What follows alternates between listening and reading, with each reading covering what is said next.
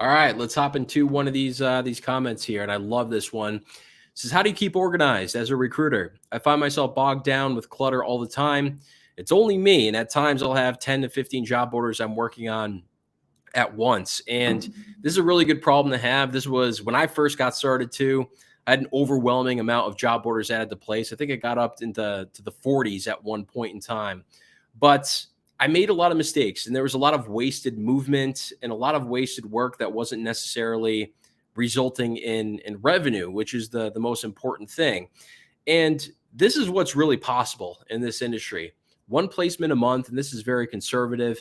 You can work roles that are way higher paying and make one a month, 12K, work 20 hours a week and come home with 144K for the year. This is extremely possible. I don't care what anybody says. There's just so many recruiters out there that are just wasting so much time. And I used to do this too. And yeah, this is absolutely possible. And for the people that always make this joke, you work 40 hours a week. I remember my first part-time job. I just kind of find this funny because the people that are always bragging about working so much, whenever you really pay attention to what they're doing, it's, I mean, there's so much wasted movement, like I was just talking about, and they can get some time back if they just decided to work a little bit more efficiently and build some things for themselves. So let's dive into some of the solutions, what I think are the most important things that have really changed the way that I operate. And some of them are obvious, but there's some that are really hiding in plain sight. They really are. So number one is niche. Stay within your niche. Number two, prioritize your recs. Find the most high value, fast moving, reliable recs. Replace your recruiting efforts. Replace your sales efforts. And then just scale. And we'll just dive right into this immediately. And these are going to be really quick slides. I think the first one is probably going to be the longest, but the rest of them are very, very quick, very short. Is your niche and your partnerships. So pay attention to your niche and what you're working in. Have one pipeline that you're selling to multiple clients and avoid that dead work. And what I mean by dead work is, this is something that I did in the past too, is I had my selected niche and that bright, shiny object came in front of me of a potential placement for a high paying role. And what you do, instead of building that pipeline, adding hundreds of candidates to it, and then selling that to a client, is you go and you work this open rec. And let's just say you work 10 of those open recs that are not within your niche. You might place one, but there's a lot that are unsuccessful. And a lot of that work that you've done, a lot of that sourcing for candidates that you've done, you're not going to use again. It's not one of your niches unless you're going to go and create a sales process or marketing process for some of those open roles. And that's the biggest mistake by a long shot. That's why everybody that you see is going to tell you to pick a niche, because you want to keep building something. You want to keep building this pipeline of candidates that you can keep introducing to more and more companies, and they keep coming back to you. And it just makes a whole lot more sense. So avoid that dead work. That is huge. Open the door to recruiter partnerships. This is another big one where when I opened my split board, I started to really make those relationships with people that were in the same niche as I was. And a lot of people see those boutique recruiters or other business owners as the enemy, but there's plenty of business to go around. And what this is going to do is they can work on your open recs and submit candidates to you, and you can figure out some kind of a split agreement deal. You can submit candidates to their open recs. And I remember 1 month where I made 4 placements, and I took around on average $8,000 to $9,000 per placement. And I didn't work any of those. Those were other recruiters working for me. There are so many recruiters that struggle with business development. If you have the open roles, create those relationships. Just finding 1 or 2 recruiters that you know are reliable are huge. And even overpay them at the beginning on some of those commission structures. It's going to get them to come back and keep working for you. It's going to eliminate a part of their business. And you're going to make that, it's not passive income, but it's more on that side. In headhunting versus job boards, we've talked about this in other videos if you've seen this channel.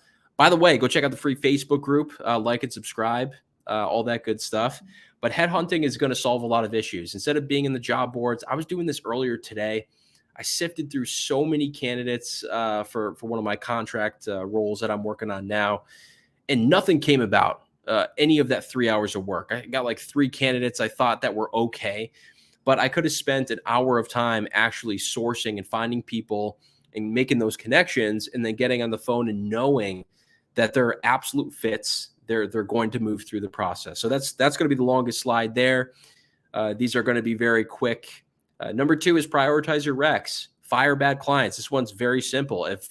If your candidates are not moving through the pipeline very quickly, if you're getting ignored all the time, if they're not high value clients or high revenue potential, just straight up get rid of them. Don't be afraid to move on. Have a timeline of how long you're going to work on their open recs. And if they're not valuable to you, move on. I usually say like a month and a half is plenty for you to get an understanding if they're worth your time. And the variables for those open recs, obviously revenue. They got to bring in, hopefully at least $10,000 per placement, at least. Make sure the candidates, when you submit somebody who you're excited about, is moving through the interview process. Make sure the employer is paying attention to your work. And that has to do, you have to provide really good candidates too. That's why headhunting is important. That's why you're going to be able to build better relationships with employers and just rely on a small group of employers, because you're doing good work. They know that you're different than every other recruiter that's out there. And recruiter competition, pay attention to the open roles that you're working. Go check out those job boards. If you see other staffing agencies constantly posting for those, I usually just kind of stop, because even if I'm doing good work, if they're working with 12 or 15 agencies, whatever horse shit that they got in their back pocket, even if you're doing good work, they're just overwhelmed with the volume, and it's never really a good situation. All right, we got a bunch of stick figures dabbing on you right now. Next one is replace your recruiting efforts. First off, get the commission recruiters in there. We already talked about that. Just start off with finding 1 or 2 that you can trust, that is going to do good work, and treat them well, provide them with opportunities. Make sure they're excited. When I first started my split board, I had people making $13,000, $14,000 per placement. I had somebody make like 24 grand with a placement, and I took like 10 grand, which I was fine with. And what that did is, a lot of people thought I was stupid, but those recruiters were really excited. I was different than everybody else. They knew it was worth their time. I was getting the action on my open roles, and put a little investment, get those people excited. VAs, this one I've heard some things about. I'm going to try this out pretty soon, let you know how it works. Just get some hourly VAs that can go out and source for you, or you can train them on whatever you want. They're really cheap, $4 an hour or something like that. Or just hire full-time, replace yourself. Get an entry-level recruiter who's been doing it for a year. Give them a $40,000 base and incentives as well, to keep them hungry, to keep them trying to place candidates. But if I'm guessing that you're probably far away from hiring full-time employees, I don't know. But usually people that are looking to get away from that bogged down situation is they're not ready to hire full-time employees yet, which is fine. And finally, you got to replace the sales process to some extent. Kind of the same thing. Get some commission-based sales reps. This is difficult. This is hard to create the relationships and keep them engaged for future commission opportunities, especially in recruiting, because they find the client. The client takes a little while to make a placement or make a hire. Then there's that little guarantee period a lot of times. And or you can just have the payment up front, whatever, but it's difficult.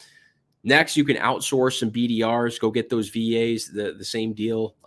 Just have them basically take information from LinkedIn, get those emails into your marketing automation platform, get some hourly BDRs from freelancer.com or upwork.com, or you can just hire somebody. Replacing those activities or moving in that direction is really important, and creating those systems is even more important. Don't just pull somebody and expect them to figure it out. Have that system in place, have a sales process in place, give them resources. It's going to work out a little bit better. All right. And last one, this is how you really do scale. This was a question that we had in the Facebook group. Go join that Facebook group, guys. If you haven't checked that out yet, it's linked down below. But marketing, this is something that I started right before the pandemic, and people were excited about putting out an ad. Get that ad out there, have a little offer for a white paper, information, or something that could help them out for your target decision maker. Get them into an email list. And if they're not on the email list, make sure you have a Facebook pixel set up so you can retarget them with ads until they convert. And then have marketing automation set up so you can push them to a meeting. I'm obviously not going to dive into all that right now. That could be literally, I've seen videos that are like 2-3 hours long on how to set this stuff up. But yeah, in 2022, we are going to be officially launching everything. I promise this time, guys. And it's going to have the whole blueprint on how you can set all this stuff up. It's going to have all the branding tools, tool discounts, all that good stuff. It'll be announced in the Facebook group, so go check that out. Like and subscribe if you haven't yet. But yeah, that's hopefully this helped out, and it's important to get rid of all those activities that just do not produce revenue. Is just the bottom line. But until next time, we'll see you.